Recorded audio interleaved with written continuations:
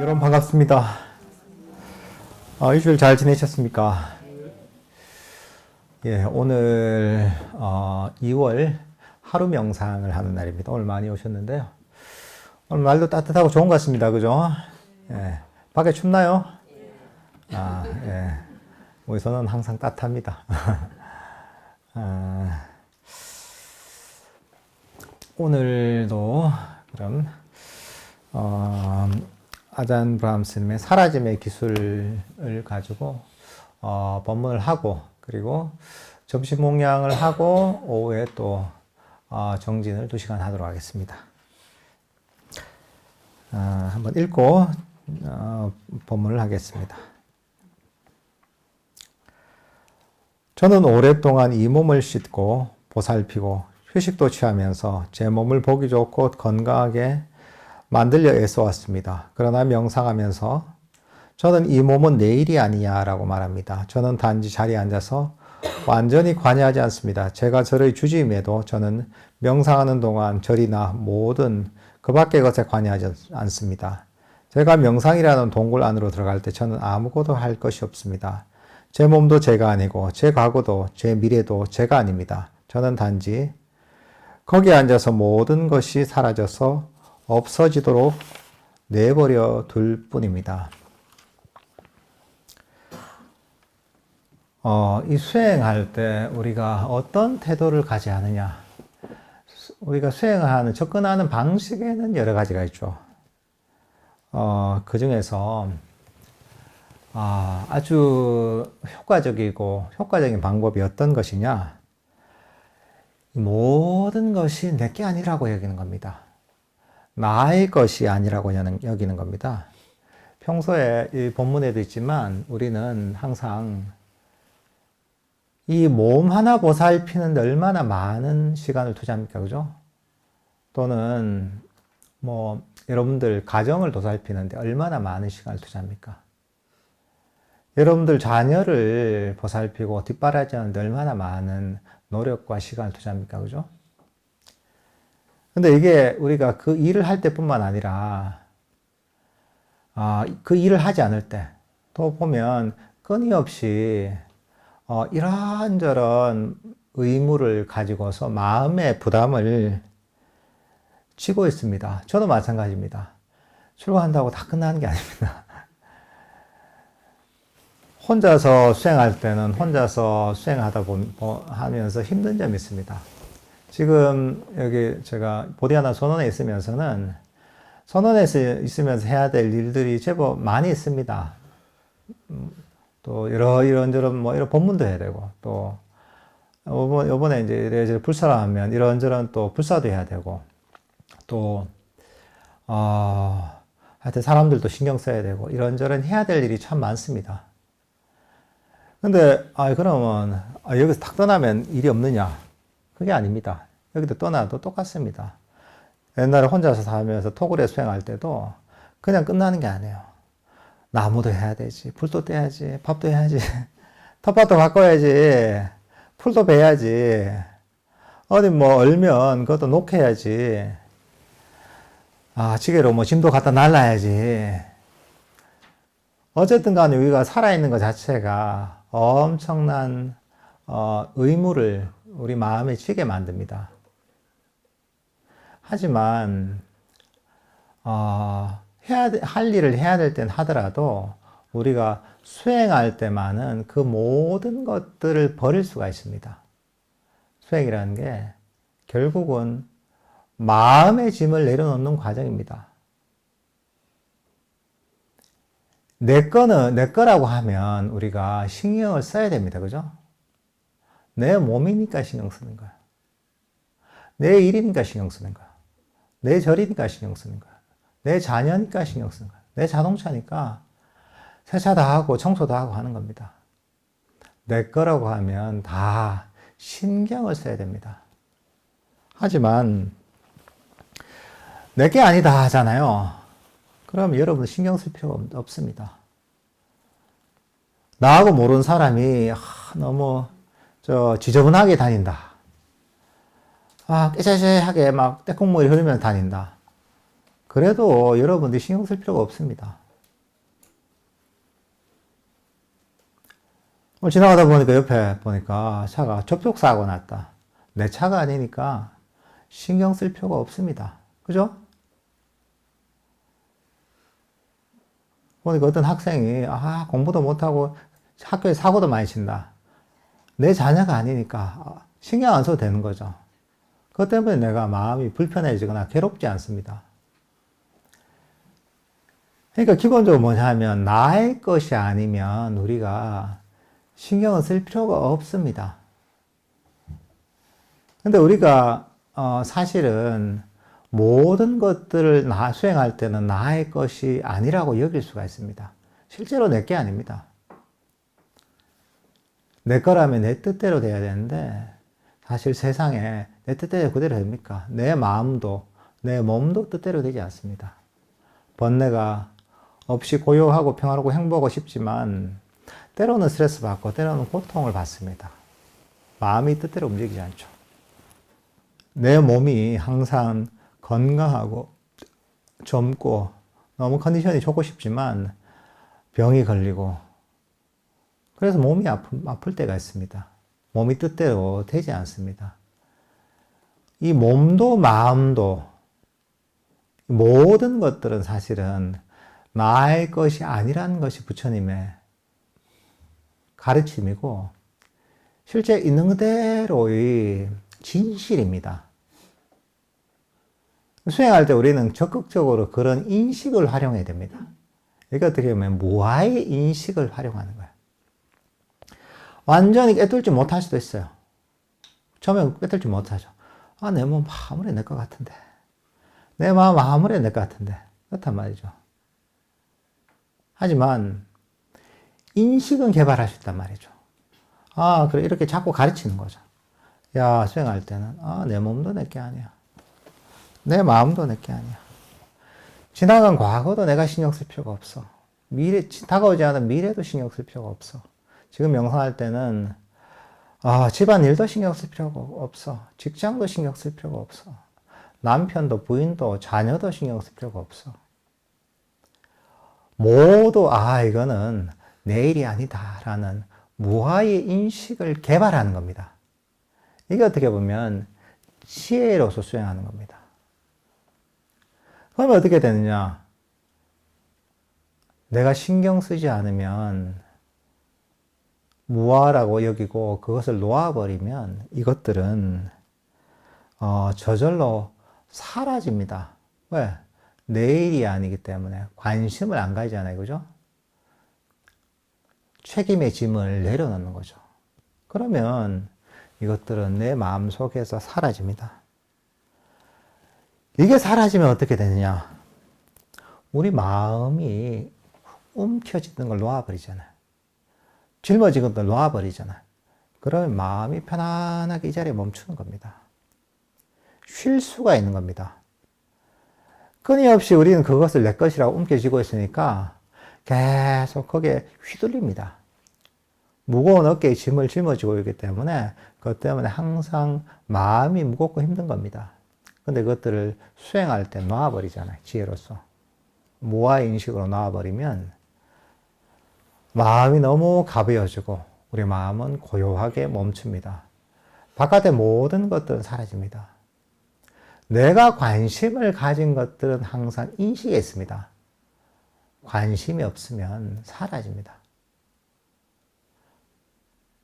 관심이 모든 것을 만드는 겁니다. 내 몸도 내가 수행할 때 관심을 안 가지잖아요.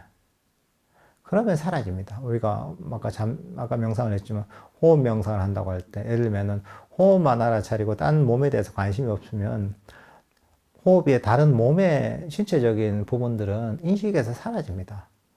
바깥의 소리나 보이는 거나 이런 것들에 신경 안 쓰잖아요. 그럼 어떻습니까? 그것들도 사라집니다. 주위의 사람들에 대해서도 신경 안 쓰면 그 주위의 사람들도 내 인식에서는 사라지는 겁니다. 그게 사라지면 우리는 신경 쓰지 않고 편안하게 이 자리에 멈출 수가 있는 겁니다. 한 번 더 이어서 읽어보겠습니다. 이처럼 관여하지 않고서 염호심을 체험하는 것은 사라짐, 위라하가로 이어집니다. 사라짐은 그 다음에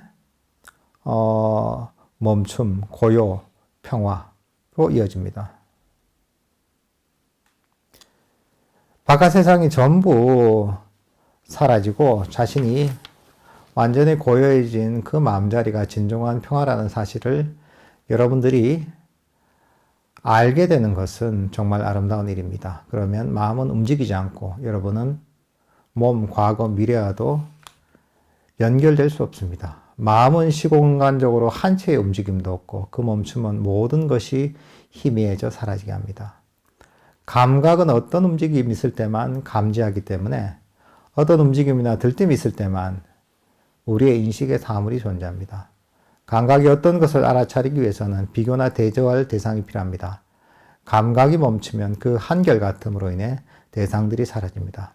즉, 바깥 온 세상이 사라지고 절도 사라지고 기억도 사라지고 과거도 사라지고 미래도 사라지고 생각도 사라지고 몸도 사라집니다.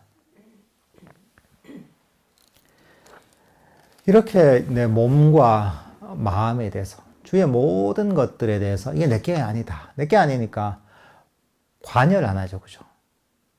여기에 간섭을 안 하는 겁니다. 무관심한 겁니다. 이렇게 되면 어떻게 되냐? 거기에 관심이 없어지잖아요. 이게 염오심입니다. 그러니까 그 염오심이 생기는 겁니다. 염오심이 생기고 염오심이 생기면 어떻게 되냐? 사라집니다. 사라지면 마음이 고요하게 멈춥니다. 그리고 마음이 평화롭게 됩니다. 이런 과정이 이어지는 겁니다. 이렇게 세상의 모든 것들이 사라지게 되면 그때서 야 이게 진짜 마음이 평화롭구나. 마음이 정말 행복하구나. 이걸 느끼게 됩니다. 왜? 그 전에 짊어지고 있던 마음의 짐을 내려놨기 때문입니다. 그러니까 우리는 평소에 사실은 많은 마음의 짐을 짊어지고 있습니다. 끊임없이 내 것이라고 여기는 것들 때문에 이것을 돌보느라, 이것을 신경 쓰느라 마음이 쉬지를 못하는 거죠. 긴장을 풀지 못하는 겁니다. 끊임없이 뭔가를 해야 되는 거예요. 근데, 이 모든 것이, 내 것이다. 내 것이 아니다 하면, 이 몸도 사라지고, 과거도 사라지고, 미래도 사라지고, 주위의 모든 것들도 사라지는 겁니다. 마음이 완전히 멈추는 방향으로 변하는 겁니다. 마음이 멈추는 겁니다. 왜 우리 마음이 왜 움직이느냐? 끊임없이 이걸 가지고 움켜쥐고 그걸 신경 쓰니까 마음이 움직이는 거예요.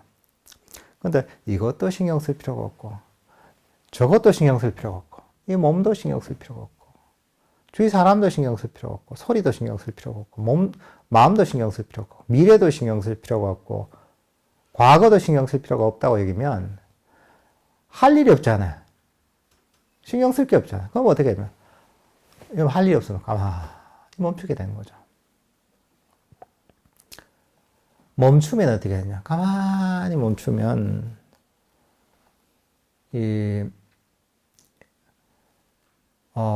모든 것들이 사라지게 됩니다. 사실은 우리의 인식이 어떻게 시작되느냐? 어떻게 대상들 알아차리냐? 변화가 있기 때문에 알아차리는 겁니다. 마음이 그대로 있으면 변화가 없습니다. 근데 변화가 없으면 주위의 모든 것들은 사라지게 되어 있는 겁니다. 여기서 누가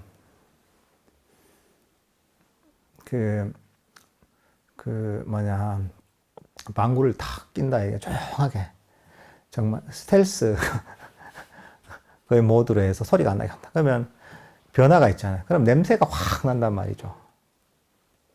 근데 좀 지나면 이게 익숙해지면 쭉 골골 퍼지잖아요. 익숙해지면 냄새를 맡지 못합니다. 왜? 변화가 없으면 그런 겁니다. 우리 감각이란 것입니다. 변화를 알아차린 겁니다. 근데 마음이 그대로 멈춰서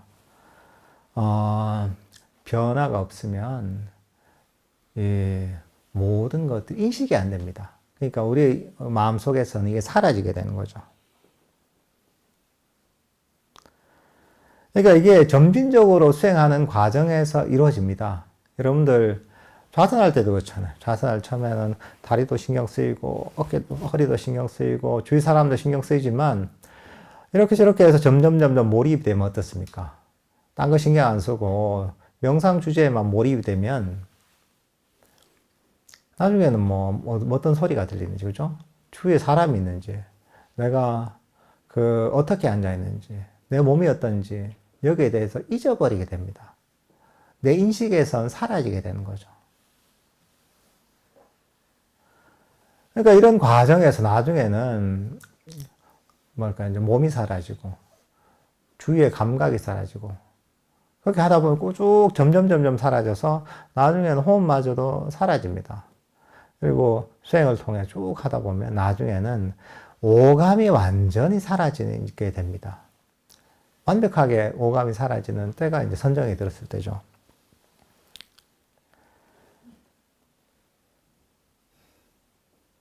근데 이제 이런 과정은 어떤 과정이냐? 바깥의 어떤 감각에 완전히 단절되는데 이 상태가 아주 점점 더 평화롭고 점점 더 행복해지는 상태라는 거죠. 그리고 우리 마음이 더욱더 강력해지는 상태라는 거죠.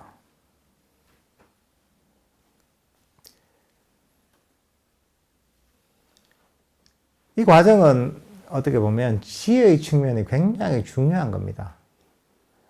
물론 우리가 항상 수행할 때는 이 세 가지 축이 있습니다. 계정의 사막이 수행의 세 가지 축입니다. 이게 결국은 아까 얘기했던 수행의 발전을 이끌어내는 겁니다. 계라는 게 덕행의 측면, 여기 얘기했지만 덕행의 측면입니다. 그러니까 5개로 대표되는 윤리적이고 도덕적인 또 덕 있는 삶을 사는 것. 이게 바탕이 돼야 됩니다. 이게 바탕이 되고 나서 그 다음 삼매와 지혜가 동반돼야 됩니다. 흔히 사마타 위파사나라고 하죠. 우리 불교계에서도 전통적으로 정의 쌍수라 하잖아요. 내용은 조금 다르긴 하는데 용어는 그게 맞는 용어입니다. 정의 쌍수, 정의 쌍운 이런 얘기를 하거든요. 내용은 사실은 좀 여기서 얘기하는 건 좀 다르긴 하지만 용어적인 거 보면 딱 맞는 얘기입니다. 그러니까 이걸 흔히 수행적인 측면, 사마타 위파사나라고 얘기합니다. 여기서는 사실 지혜의 측면, 위파사나적인 측면을 얘기하는 겁니다. 그러니까 우리가 명상 주제를 알아차려서 여기저기로 달리던 마음을 고요하게 멈추는 것. 그걸 통해서 탐진치, 번뇌를 가라앉히는 게 사마타적인 측면입니다. 위파사나적 측면, 이런 이해를 통해서죠. 이 모든 것들이, 이게 내게 아니구나. 나의 통제를 벗어나 있구나. 이것을 놓아버려야 되는 것이구나. 그런 이해를 일으키는 거죠. 반조를 통해서. 이걸 통해서 우리 마음의 장애를 없애고 달리던 마음을 멈추는 거, 쉬게 만드는 거. 이게 어떻게 보면 지혜의 측면입니다. 그러니까 계정의 사막이 사실은 같이 동반돼야 됩니다. 그러니까 우리는 이런 본문을 들을 때도, 할 때도 이렇게 해야 됩니다. 계정의 사막. 이걸 풀면 8정도거든요. 이거는 그냥 기본적으로 이 수행의 어떤 기본적인 구조라는 걸 이해하고 나서, 그리고 나서 여기서 지금 본문에서 그 중에 어떤 측면을 얘기하고 있는가, 이렇게 해야 됩니다.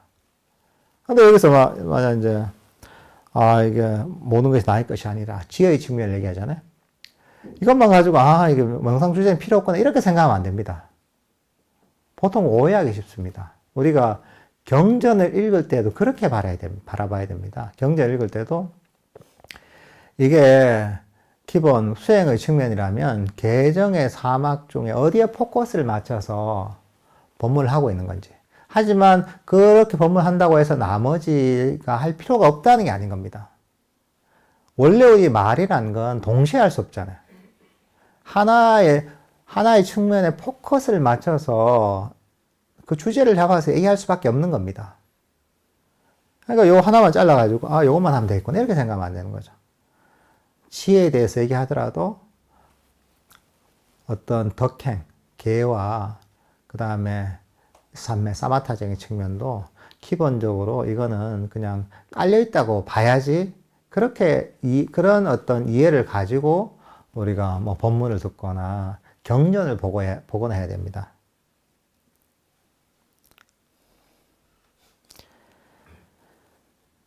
근데 어쨌든 우리가 이런 지혜가 사실 동반되는 게 굉장히 중요합니다. 사실은 지혜가 이끌도록 우리가 수행을 해야 됩니다. 지혜가 없이 의지를 가지고만 수행하다 보면 문제가 생깁니다. 의지의 그 이면에는 욕심이 깔려 있습니다. 근데 수행이 뭡니까? 간단하게 얘기하자면 욕심을 버리는 게 수행입니다. 근데 욕심을 버려야 되는데 막 의지를 가지고 잘해야지, 얻어야지, 성취해야지 이런 마음을 가지고 하면 앞뒤가 안 맞는 얘기예요. 근데 의지를 내려놓으려면, 힘을 빼려면 법에 대한 바른 지혜가 있어야 됩니다. 아까 얘기했던 이게 이 몸도 신경 쓸 필요가 없고, 마음도 신경 쓸 필요가 없고, 주위의 것들도 나의 것이 아니고, 모든 것이 내가 신경 쓸 필요가 없는 일이야. None of my business야. 이런 인식을 일으키잖아요. 그것도 의지로워서 그냥 하는 게 아닙니다. 이걸 통해서 자연스럽게 신경을 안 쓰도록 만드는 겁니다. 이게 자연스럽게 어떤 이해를 통해서 일종의 작은 깨달음이야. 이걸 통해서 움켜쥐던 걸 놓아버리게 만드는 겁니다. 억지로 이거 막 이런 거죠. 아, 손을 피도록 만드는 건데. 근데 이게 막 이 힘으로 손을 잡아가지고 손가락을 막 하나 둘 펴는 게 아닙니다. 아, 이 주먹을 이렇게 쥐고 있으면, 움켜쥐고 있으면 이게 힘드니까 가르치는 거죠. 아, 이거 움켜쥐고 있으면 힘든 것이고 맨날 거기에 끌려다니니까 힘드니까 이걸 놓는 게 좋잖아. 이렇게 가르치는 겁니다. 그러니까 자연스럽게 놓게 만드는 겁니다. 근데 우리가 이런 어떤 이제 지혜의 법문을 들을 때도 그렇게 하지 않고 이걸 가지고 억지로 주먹을 쥐고 있는데 하나, 둘, 셋 이렇게 막 힘을 가지고 막 펴려고 하는 경우도 있거든요. 그러면 안 됩니다. 이해를 시키는 거죠. 내 마음을 일종의 내가 설득해야 될 대상이라고 여기고 잘 설명하는 겁니다. 가르쳐야 할 대상이라고 여기는 겁니다. 잘 이해해서 아, 정말 그렇구나. 아, 정말 웅펴질 필요가 없네. 놔야 되겠네. 이렇게 일종의 설득이 되도록 우리가 가르치는 겁니다. 이게 지혜고 이게 윗바사나입니다.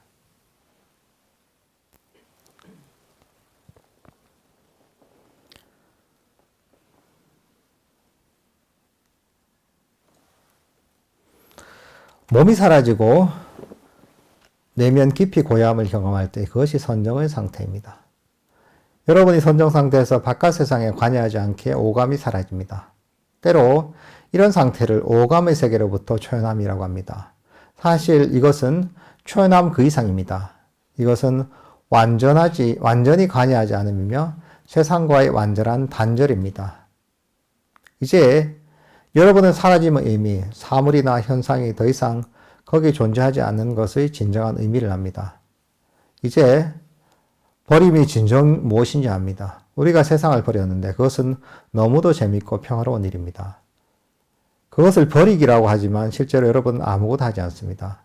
세상의 속성을 이해했기 때문에 관여하지 않음이 저절로 일어나는 것입니다. 왜냐하면 세상의 본질에 대한 이해의 당연한 결과가 염호심이기 때문입니다. 사물과 현상은 사라지고 여러분은 아름다운 평화, 마음의 고요를 얻게 됩니다. 점점 우리 마음이 놓아버리면서 멈추게 되죠. 더욱 고요하게 되죠. 그 정점에 해당하는 게 선정이 되는 거죠. 완벽하게 오감에서 벗어나서 마음이 완전히 고요하게 멈추는 거죠. 그러니까 우리가 수행의 과정에서 점진적으로 어떻게 보면 이 대상이 사라진다는 것의 의미를 알게 됩니다. 이것들이 사라지면 이게 우리 마음을 더욱 평화롭고 행복하게 만드는다는 걸 압니다. 처음에는 약간 두려움이 생길 수도 있어요. 왜? 이런 경험을 해보지 않았으니까.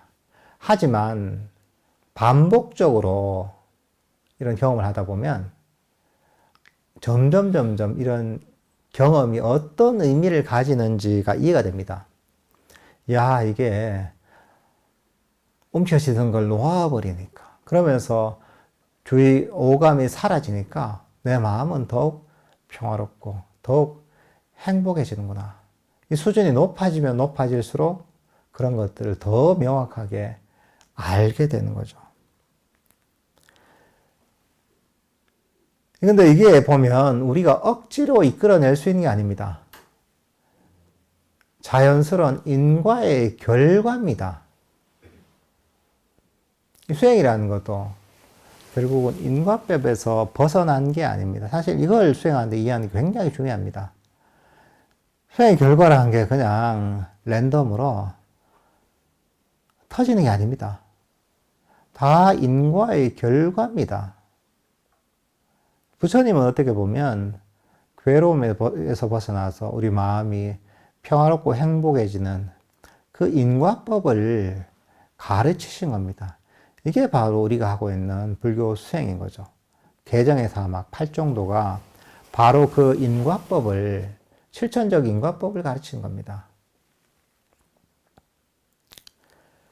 그러니까 그런 것들을 잘 이해하고 배운 대로 그대로 실천하면 그런 인과의 결과에 의해서 원인이 쌓이면 결과가 나타나게 돼 있는 겁니다.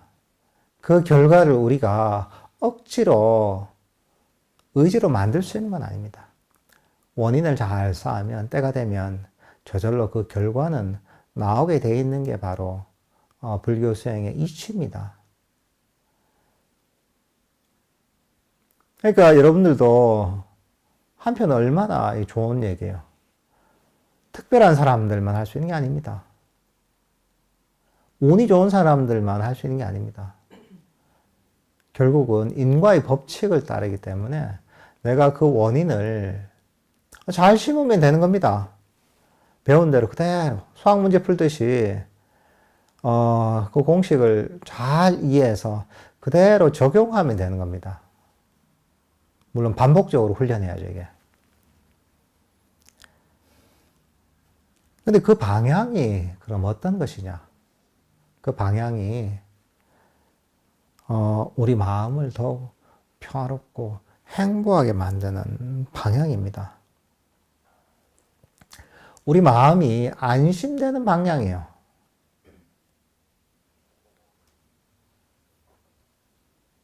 그러니까 우리 흔히 선가에서도 달마대사 선의 초조조 이런 분들도 보면 안심법문 이런 게 있단 말이죠. 그런 것처럼 불교 수행은 마음을 정말 안심하게 만듭니다. 왜? 아무 걱정거리가 없으면 얼마나 안심됩니까? 여러분들 직장 다니는 분들 같으면 내일 출근 안 해도 된다. 마음이 얼마나 안심이 돼요. 마음이 내일 법회 끝나고 하루만 자면 내일 출근해야 되는데 근데 출근 안 된다 이러면 마음이 얼마나 안심이 돼요. 가정에 있는 주부들 같은 경우에는 집안에 가가지고 집안일 하나도 안 해도 돼. 청소도 안 해도 되고 밥도 안 해도 되고 일주일 동안 그러면 마음이 얼마나 안심됩니까? 할 일이 없구나. 사실 그런 느낌하고도 가깝다고 할 수가 있습니다. 수행의 과정이. 그러니까 그 느낌을 이해해야 돼요. 수행을 하다 보면 보통 그냥 언뜻 직관적으로는 하다 보면 엄청 신경을 써야 되고 마음 챙김이라고 하니까 막 놓치지 않아야 되고, 방편을 놓치지 않아, 호흡도 놓치지 않아야 되고 하다 보니까 엄청 집중해서 신경을 써야 된다 생각이 쉽잖아요. 얼마나 약간 느낌은 피곤한 느낌이란 말이죠. 긴장되고. 사실은 그런 과정, 수행의 과정에서 그런 순간이 있죠. 하지만 그 방향은 뭐냐? 마음이 안심되는 방향이야. 아, 이것도 신경 쓸 필요 없고 저것도 신경 쓸 필요가 없구나. 그런 인식을 개발하는 겁니다. 야, 내 몸도 신경 쓸 필요가 없고, 내 마음도 신경 쓸 필요 없고, 과거도 미래도 가족도 내일도 아무 신경 쓸 필요가 없다고 여겨보세요. 진짜. 마음이 얼마나 푸근해요. 마음이 그러면 그대로 멈춥니다. 이대로 멈추는 거예요. 그래서 사실 수행의 좀 발전한 상태에서, 그리고 어느 정도 마음 챙김이 생긴 상태에서는 그때는 마음에 짐을 내려놓는 핵심입니다.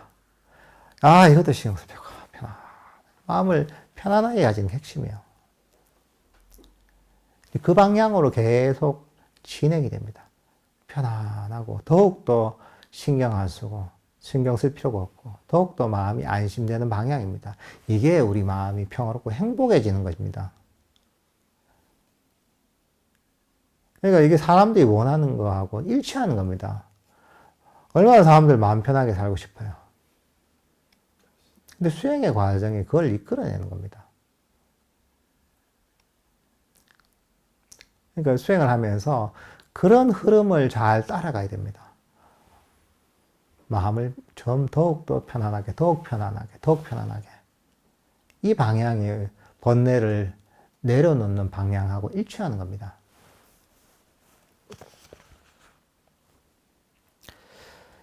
일단 그런 마음의 평화를 한번 맛보면 그것은 몹시 중독성이 있습니다. 그건 당연하고 좋은 일입니다. 왜냐하면 마음이 고요함에 탐닉하는 것은 여러분을 더 깊은 염호심으로 데려갈 것이기 때문입니다. 깊은 명상에 대한 집착은 단지 깨달음의 단계로만 이어질 수 있다고 부처님께서 말씀하셨습니다. 놓아버리게 중독될까봐 걱정하거나 염려할 필요가 없습니다. 선정을 경험하는 것은 출가 수행자들의 기쁨이자 쾌락이자 가야 할 길입니다. 이것은 수행자들의 자유입니다. 이 중독은 더 많은 사라짐과 더 많은 놓아버림을 초래합니다. 염호심은 커지고 출가 수행자들은 세상으로부터 멀리 밀려납니다. 그러니까 이런 식의 어떤 수행의 맛, 평화, 행복을 맛보게 되면 좋죠, 그죠? 좋고 이게 점점 커진단 말이죠. 중독성이 있죠. 왜? 좋은 걸 아는 거죠, 이게. 우리 행복이라는 건 비교에 의해서 우리가 행복인지 아닌지 안단 말이죠. 근데 수행을 통한 행복은 내가 세상에서 경험했던 것과는 완전히 다른 맛이 있거든요. 훨씬 일종의 퀄리티가 높아요. 훨씬 좋은 거단 말이죠. 차를 마셔도 어떻습니까? 아주 싼 현미녹차 이걸 마시다가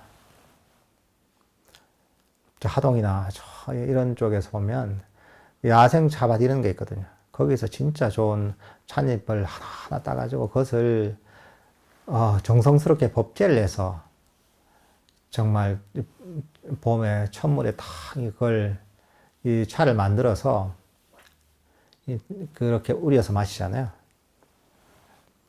그런 차를 맛보고 나서 현미녹차를 먹으면 어떻게 되겠어? 이게 무슨 녹차고 이런단 말이죠. 맛을 아는 사람 같으면 물론 한 번에 먹을 수 있죠.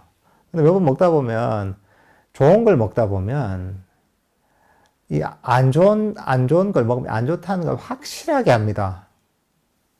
어떤 거든지 마찬가지입니다. 좋은 음식, 진짜 아주 건강하고 좋은 음식을 먹다 보면 되게 안 좋은 음식을 먹으면 바로 알게 돼요. 요리를 너무 잘하는 사람의 요리를 먹다가 요리를 못하는 사람 요리를 먹으면 확실하게 합니다. 입맛이 너무 고급이 돼 그런 거예요. 뭐 차도 그런 게 있죠. 차도 큰 차 좋은 차 타다가 그 다음에 뭐 작은 차 좀 승차감이 안 좋은 차 타면 불편하게 느끼잖아요. 왜? 좋은데 익숙해졌기 때문에 그 편안함을 아는 거예요. 좋다는 걸 아는 거예요. 뭐든지 마찬가지입니다. 우리 커피 한 잔 주잖아요, 얘가. 제 커피 마시다가 프랜차이즈 가면 못 마십니다.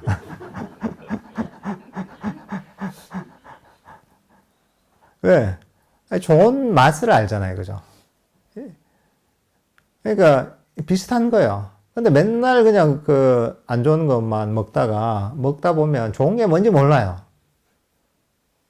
좋은 걸 먹어봐야지 안 좋은 게 어떤 것인지 알게 되는 거예요. 수행을 해서 우리 마음이 개발되는 거 비슷합니다. 이런 걸 경험해보지 않은 사람은 뭐 사람 사는 게 똑같지 뭐 별게 있겠나 합니다.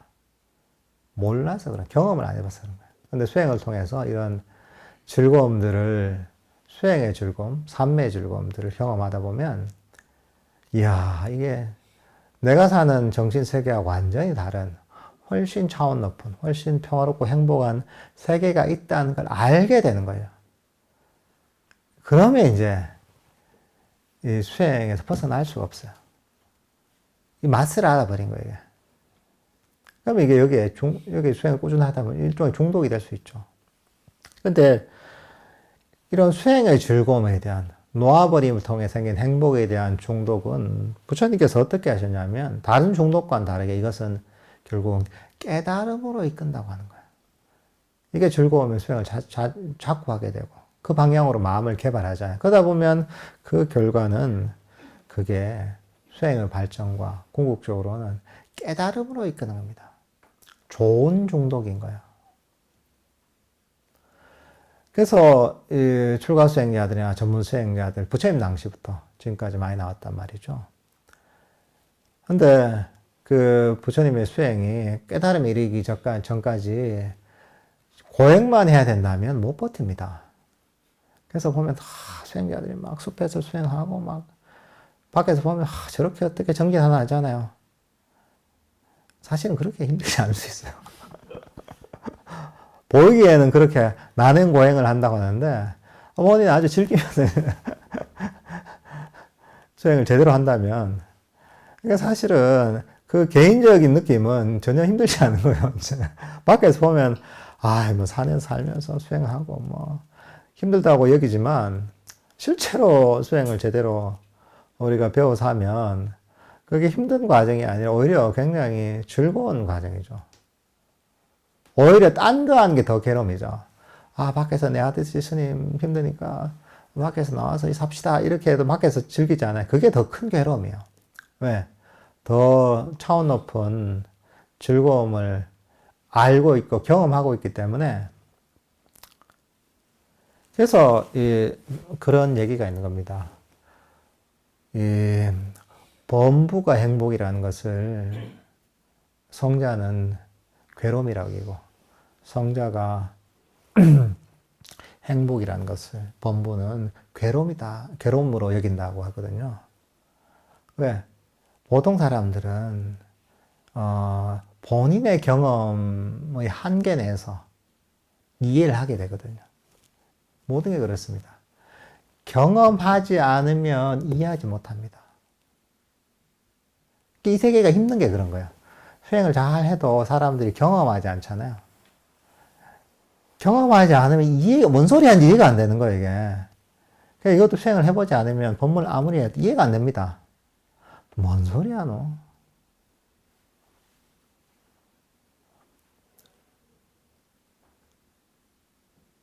뭐 탈북자 얘기가 있더라고요. 탈북자가 보면 북한에 살면서 거기가 전기 사정이 너무 안 좋아가지고 밤 되면 깜깜하대요.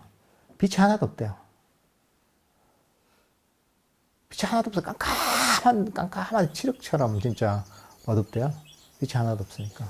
그런 세상에서 이제 평생 살아온 그런 탈북자가 있는데 그런 얘기를 들었대요. 소문은 좀 들린대, 한국 얘기도. 한국은 거기 보면 완전히 밤돼도 거기는 불바다더라 이런 얘기를 한대요. 거기는 사람 안 사는 길가에도 거기 막 휘황찬란하게 불을 켜놨다 이런 소문이 돌았나 봐요. 근데 그거 자기 듣고 무슨 미친 소리 하냐고. 세상에 그런 게 어딨냐고. 말도 안 되는 소리 하지 말라고요. 사람 사는 데면 그 다음에 조금 이해하겠는데, 사람 사는 데도 그 불을 휘황찬란하게 밤에 켜는 것도 말도 안 되는데, 무슨 사람도 살지도 않는 길가에다 무슨 불을 그래 켜놓는 게 말이 되냐고. 그렇게 생각했대요. 왜?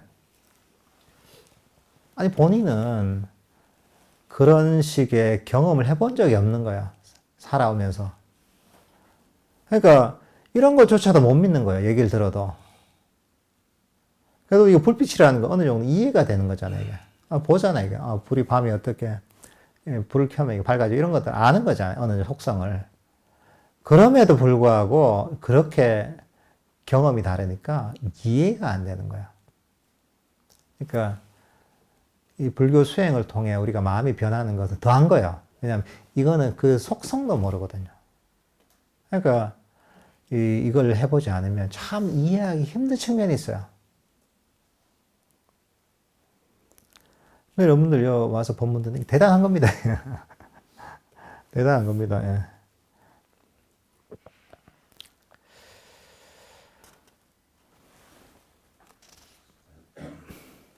진정한 출가 수행자, 진정한 비구니 스님이 된다는 것이 이것입니다. 우리는 수행자들이 왜 이런 부처님의 가르침을 따르는지 알게 됩니다. 세상을 등지고 세상이 사라지게 내버려 두면서 이 길을 걷고 있는 이러한 놀라운 수행자들이 어떻게 있을 수 있는지 여러분은 알게 됩니다. 그 수행자들은 자아가 사라지도록 하며 장시간을 혼자서 행복하게 지냅니다. 그들은 점점 더 깊이 내면으로 들어갑니다. 그것은 이들이 스스로를 내면으로 움직이기 때문이 아닙니다. 그들 주변의 괴로움이 어느 정도 자신들의 일이 아님을 스스로 보기 때문에 일어나는 현상입니다. 그들은 관여하지 않기 때문에 사물이나 현상들은 점점 희미해지고 사라지는 것입니다. 이 수행의 과정에서 점점 우리는 관여를 덜 하게 됩니다. 처음부터 그런 얘기를 하잖아요. 수행하는데 최대한 관여하지 말라고. 끊임없이 관여한다는 것 자체는 이걸 내 것으로 여기고 안절부절해야 하는 겁니다. 우리가 예를 들면 호흡 명상을 하더라도 제일 힘든 부분이 어떠냐? 호흡을 그냥 가만히 내버려두고 그냥 보기만 하면 돼. 알아차리기만 하면 되는데 그게 안 되는 거예요. 알아차리기만 하면 되는데 그냥 호흡이 좀 길면 왜 길까? 짧으면 왜 짧을까? 거칠면 부드럽게 돼야 되는데 잠시라도 놓치면 알아차려야 되는데 번뇌가 일어나면 왜 이럴까 하면서 안절부절 못하는 거죠. 가만히 내버려 두지를 못하는 겁니다. 밭에다가 이제 씨를 뿌려 놓는단 말이죠. 상추씨나 이런 걸 뿌려 놓고 싹이 났단 말이죠. 싹이 나면 그걸 가만히 내버려 두면 되잖아요. 이게 언제 자라나? 이 뽑아보고 흔들어보고 만져보고 계속 그러고 있는 거죠.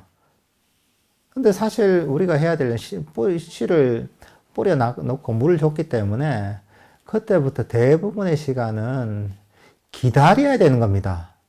수행도 그런 겁니다. 물론 적절하게 우리가 방향을 잡고 수행을 해야 되죠. 그렇지만 끊임없이 이것들에 관여하다 보면 이제 싹이 난 그런 이제 상추 그 싹을 가지고 계속 만지고 뽑고 이제 느리고 이런 것 같은 거예요. 그럼 어떻게 돼요? 연약한 싹이 죽어버립니다. 우리 마음도 비슷한 겁니다, 이게. 그러니까 우리가 관여하지 않고 내버려 둘 줄 알아야 됩니다. 이게 어떻게 보면 마음 챙김을 활용하는 수행이다라고도 할 수가 있습니다. 처음에 이렇게 우리가 유도 명상을 했잖아요. 과거도 버리고 미래도 버리고 잡념도 버리고 들숨과 날숨만 알아차려라 이러잖아요. 그리고 나서는 마음이 이것을 기억해서 알아서 수행하도록 내버려둬야 되는 겁니다. 많은 시간은. 그러다 장애가 생기면 또 버리고 또 내버려두고 장애가 생기면 버리고 내버려두고 이걸 반복하는 겁니다. 근데 이걸 가만히 내버려 두질 못하는 거죠. 계속 간섭하는 거죠. 근데 수행을 제대로 하다 보면 점점 관여를 적게 하게 됩니다. 관여를 적게 하게 되면 마음이 스스로 수행할 수 있는 그런 여유가 생깁니다. 그러면 마음이 알아서 수행을 하게 되는 거죠. 그러면 어떻게 되냐? 나는 그 시간 동안 별로 신경 쓸 게 없는 거예요. 가만히 알고만 있으면 되는 거죠. 그렇게 하면 마음이 더 깨어나거든요. 그러면 더 오랜 시간 난 가만히 내버릴 수 있는 거예요. 더 마음을 놓을 수가 있는 거예요. 그러면 마음 챙김이 더 개발되고 마음이 더 깨어나고 강력해지기 때문에 그러면 더 내버려둘 수가 있어요. 마음을 더 쉬는 거죠. 통제를 처음에 요 정도의 통제를 갖고 있다. 그 다음에 요만큼 계속 줄어드는 거예요, 통제가. 신경 쓰는 게 점점 줄어드는 거예요. 나중에는 진짜 거의 완전히 놓아버릴 수 있는 거죠. 조금 남아있는 걸 놓아버리면 보통 이러면 선정이 되는 거죠. 그러니까 이 방향을 알아야 됩니다. 우리가 수행을 통해서 점점 이 여러 가지 내 수행에 관여하지 않고 신경 쓰지 않게 됩니다. 그러면서 수행은 발전하는 겁니다. 관여하지 않고 신경 쓰지 않기 때문에 내 마음은 더욱 평화롭고 행복해집니다. 그 과정은 마음의 멈춤의 과정입니다. 이 책 제목처럼 사라짐의 과정입니다. 사라지고 멈추는 과정을 통해서 우리 수행은 발전하는 겁니다. 그래서 수행이 발전하면 발전할수록 할 일이 없어집니다. 진짜 할 일이 없는 사람은 백수가 아닙니다. 백수가 제일 바빠요. 진짜 할 일이 없는 사람은 진짜 수행이 많이 될수록 할 일이 없어지는 겁니다. 정신적으로 관여하지 않는 그런 능력을 개발하거든요. 수행할 때는 정말 할 일 없이 정말 쉴 수가 있는 겁니다. 이게 부처님께서 가르친 방향입니다. 그러니까 우리가 이렇게 된다면 이게 좀 이해가 되죠. 왜 수행을 하면 괴로움이 점점 소멸되는지가 이해가 되는 겁니다. 이런 과정인 거야. 수행은 끊임없이 막 난행고행하고 움켜쥐고 애써서 얻어지는 게 아닙니다. 물론 그 과정에는 그 시행착오를 겪을 수 있죠. 하지만 그 정확한 방향성은 마음의 짐을 다 내려놓고 신경 쓸 것들이 다 없어지고 할 일이 없어지는 과정입니다. 그것을 통해서 삼매가 개발되고 그런 과정을 통해서 치혜가 개발되는 겁니다. 예, 오늘 본문은 이 정도로 하고요.